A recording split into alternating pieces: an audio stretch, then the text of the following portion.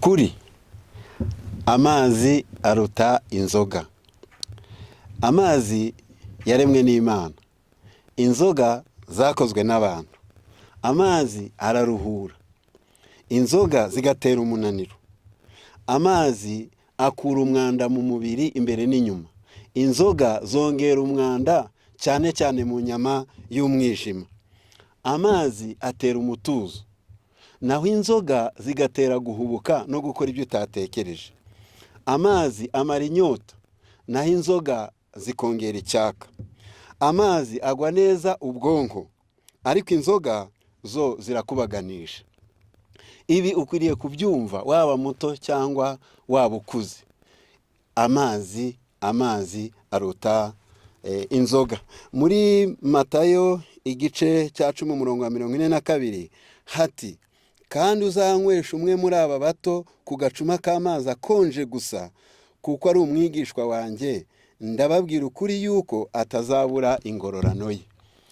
Yesu nk'umwana w'Imana yabonye umubiri wacu icyo ukeneye ari amazi atari inzoga.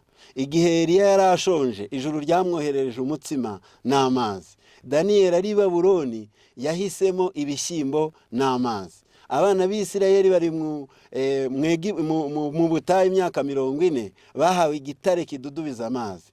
Ubu amazi aramutse avuyeho n'izo nzoga ntizaboneka. Kandi abahanga n'abashakashatsi baramutse bakoze inzoga zitagira amazi, nabyo reka tubyemere babishobora. Ariko se ayo mazi wayiyuhagira? Ayo mazi wayameshesha? Ayo mazi wayashora amatungo? Ayo mazi wayashyira mu modoka cyangwa mu ndege ikagenda? Ni ukuri koko, umva ukuri, amazi aruta inzoga. Mu gitabo cy'Imigani 25:25 hatubwira ko nk'uko amazi akonje icyo amarira umutima, niko n'inkuru nziza nayo amarira umubiri, niko n'inkuru nziza igira ikimarira umutima.